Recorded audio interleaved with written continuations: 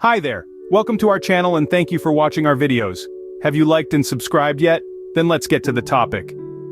Consider this. The history of North Korea can be traced back to the 23rd century BC. Intriguing, isn't it? Our journey begins with the kingdom of Gojoseon, an ancient state established around this time. This long-gone kingdom is often considered the first Korean state and the cradle of Korean civilization.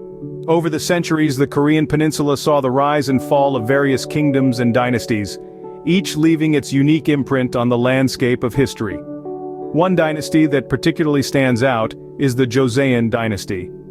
Emerging in the late 14th century, it lasted for over 500 years, making it one of the longest ruling dynasties in the world. The Joseon era was marked by a period of peace and prosperity, but it also bore the weight of a growing isolation from the rest of the world. You see, the Joseon dynasty implemented an isolation policy, earning Korea the moniker, the Hermit Kingdom. This policy aimed to protect the country from foreign influences and maintain the purity of its culture. It was a time when Korea turned inward, focusing on internal development and self-sufficiency. This isolation deeply influenced Korean culture and identity, creating a society that was incredibly homogeneous and unique. And while it may seem like a policy from a bygone era, its echoes can still be heard today.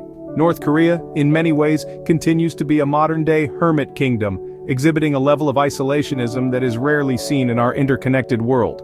So, the Hermit Kingdom had its roots in a policy from centuries ago. From the ancient kingdom of Gojoseon to the isolationist Joseon dynasty, the early history of North Korea is a tale as old as time, filled with intrigue, conflict, and cultural evolution.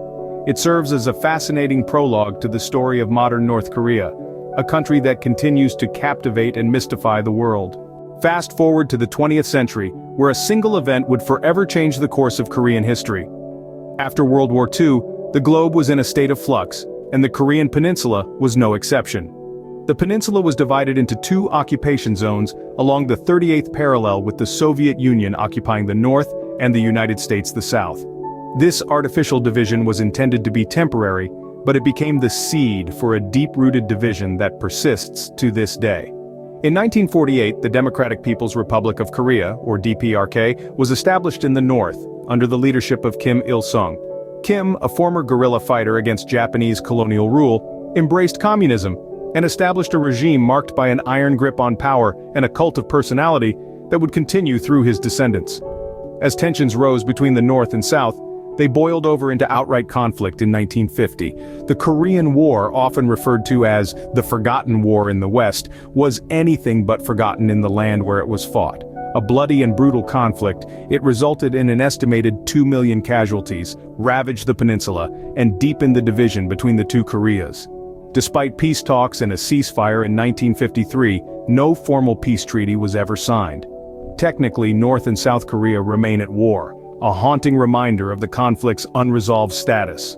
The 38th parallel, now the Korean Demilitarized Zone, stands as a stark symbol of division and a potential flashpoint for future conflict. The Korean War, a 3-year conflict, has shaped the Korean peninsula for over 7 decades. Its legacy is a peninsula divided, families separated, and a North Korea that remains one of the world's most secretive and enigmatic nations. As we delve deeper into North Korea's history, we must remember the pivotal role this war played in shaping not only the nation's path, but also its present and potentially its future. And now we delve into the era of the Kims, a dynasty that has ruled North Korea since its inception. From the moment Kim Il-sung took the reins of power, North Korea began a journey that would significantly diverge from its southern neighbor. Kim Il-sung, the great leader, is revered as the nation's founding father. His rule was marked by the establishment of the Juche ideology, a unique blend of Marxism-Leninism, Korean nationalism, and self-reliance. This ideology became the bedrock upon which North Korea was built and continues to operate. Following Kim Il-sung's death in 1994, the mantle of leadership passed to his son, Kim Jong-il. Known as the Dear Leader, Kim Jong-il maintained his father's legacy, while amplifying his own distinctive attributes. One of the most significant aspects of his rule was the acceleration of North Korea's nuclear program, a move that drew international attention and concern. The third and current Kim to lead North Korea is Kim Jong-un, who assumed power after his father's death in 2011. His rule has been marked by a continuation of the nuclear program as well as efforts to modernize the economy. Yet, the cult of personality surrounding the Kim dynasty remains as potent as ever, with state media portraying him as a divine figure much like his father and grandfather. A fun fact to note is that North Korea is one of the world's last surviving socialist states.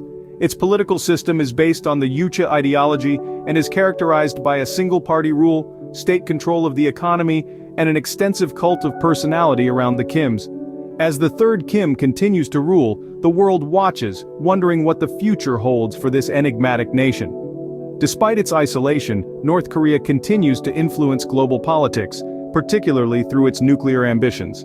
The Kim dynasty, with its blend of political ideology, personality cult, and nuclear brinkmanship, remains an enigma that continues to captivate and confound the world.